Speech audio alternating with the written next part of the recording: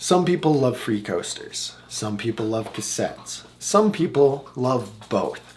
In my Q&A live stream, somebody asked me, well, what are the differences in free coasters and cassettes? And so if you're on the fence about whether or not you should buy a free coaster or whether or not you should buy a cassette, this video is going to help you understand the pros and cons of both and help you decide which one's right for you. So let's get right into it. David, you're saying pros and cons. Oh, free coaster or cassette? Okay, this is a good, I like this question. So I'll try and run it through you, or run it down. Ultimately, I think it's best to have a free coaster and a cassette. I think it's best to have both. That way you can kind of change it, you know, with how you ride and so on and so forth.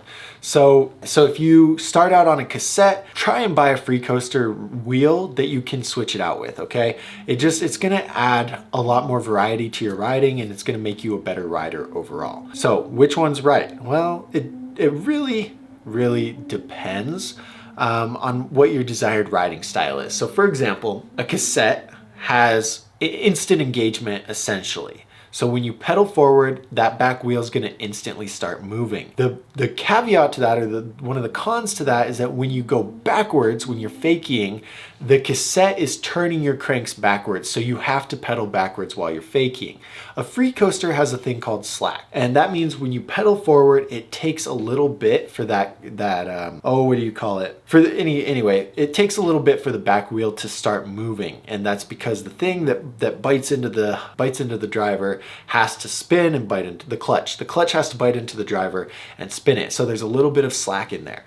And for me, I hate the slacks. If you have too much slack, you hit your knee on your stem, it's just a bad time. Some people get really used to it.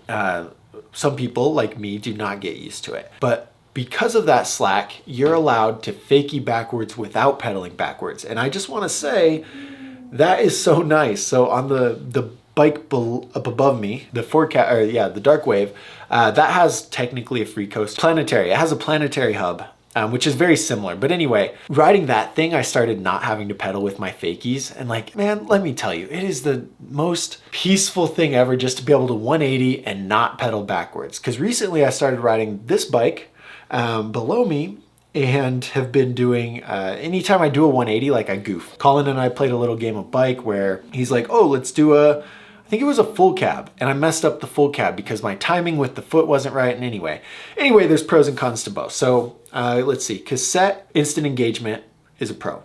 Being able to do tire taps easily is a big pro. Pedal pressure on half cabs is going to allow you to half cab higher. Pedal pressure on cabs is going to make full cabs easier if you've got the timing right. It's going to make caballeros easier if you've got the timing right. And let's see what else. Some people say fakie manuals are easier with a cassette. I don't really believe that because I tried it and I fell on my ass. So I think that's a lie, but oh well. Cons of the cassette is that you have to pedal backwards when you are faking, and I don't know that I can think of very many other cons. I think cassettes are generally lighter because they're less complex.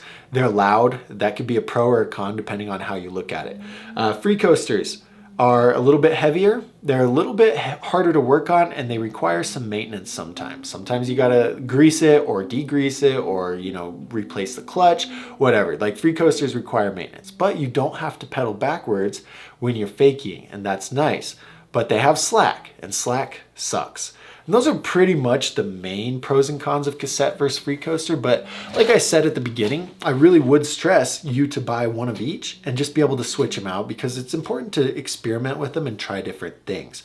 If you try a free coaster for a while, then you try the cassette, you're gonna either hate the free coaster or you're gonna have much better appreciation for the free coaster that you wouldn't have had previously. So there you go. Those are the tips about free toasters, or those are the comparisons about free toasters or cassettes.